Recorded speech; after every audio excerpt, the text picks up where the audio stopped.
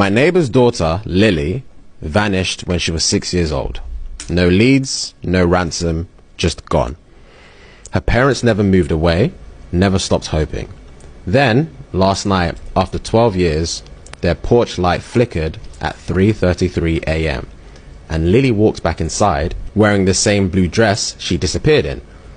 Same white sneakers, no dirt, no aging. She looked exactly like she did the day she went missing, except for one thing, her eyes. They weren't Lily's. Her parents were sobbing, clinging to her, but something was off. Lily didn't cry, didn't smile. She just whispered, "I told you I'd come back." But when she left, she was 6. How could she have known she'd return? I watched from my window as they led her inside. An hour later, I saw movement upstairs. Lily standing in the window of her old bedroom. She's staring at my house. Not at me, at the attic. The attic I never go into. At midnight, there was a knock on my door. Not on my front door, the attic door. I finally worked up the nerve to go up there. Dust everywhere, boxes untouched, except for one thing. In the center of the attic floor, in the dust, were some small footprints, barefoot, leading to a trunk that was locked that I didn't recognize. The trunk is nailed shut.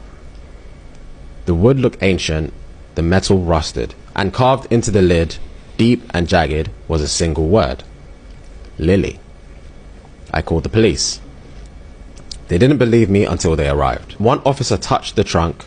The second he did, Lily screamed from the house next door. Not like a child, but like something else.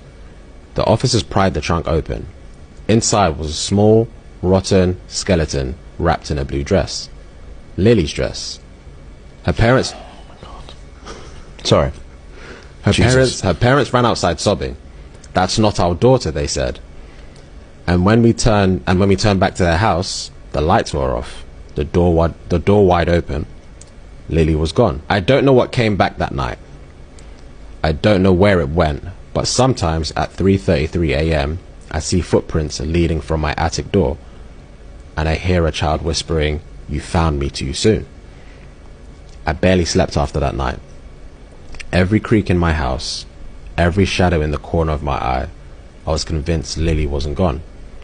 And then 3 nights later, I woke up to something chilling. My attic door was open. I grabbed a flashlight and stepped in. The trunk was still empty. Sorry, the trunk was still there, but empty now. But the footprints, they were different. No longer leading to the trunk. Now, they led away to the attic window. And just beyond the glass, in the moonlight, I saw her. Lily stood in my backyard, barefoot in the frost. Her head tilted slightly, but she looked wrong. Her limbs too stiff, her smile too wide, and her shadow was all wrong. It didn't match her movements. It moved on its own. I ran next door, pounding on her parents' door. When they answered, their faces were pale, hollow, like they hadn't slept in years. Before I could speak, Lily's mother whispered, "You should have left her alone."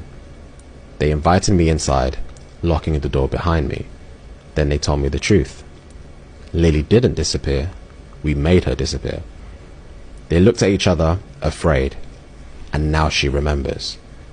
They told me about the night she vanished, the whispers in the walls, the things she started knowing, and the thing wearing her face. "We had to stop it," her father whispered. "We had to bury her." But now that you open the trunk, he swallowed hard. She's free. A loud thud came from the roof. We all froze. Slowly, I turned towards the window. Lily was there, standing on the roof, grinning. She pressed a small, pale hand against the glass, and then she spoke. "You buried me once, but I remember now. I'm not alone." Behind her, in the darkness of her roof, more figures began to appear. Small figures, children, dozens of them. Their faces were wrong, too smooth, their eyes were too dark. One by one, they turned their heads towards me. I ran. I don't even remember leaving the house. The last thing I saw before I shut the door was Lily, watching from my driveway. Her lips moved, though no sound came out, but I could read them. I never left, and neither will you. It's been a week.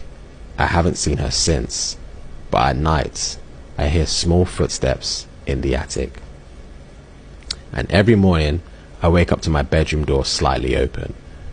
The other night I found something on my pillow, a single tiny footprint. Nope. Now tell me, what should I do? Leave. You should have been left. That's crazy, right? That's definitely Reddit, obviously. Jesus. A footprint on a pillow. Yeah.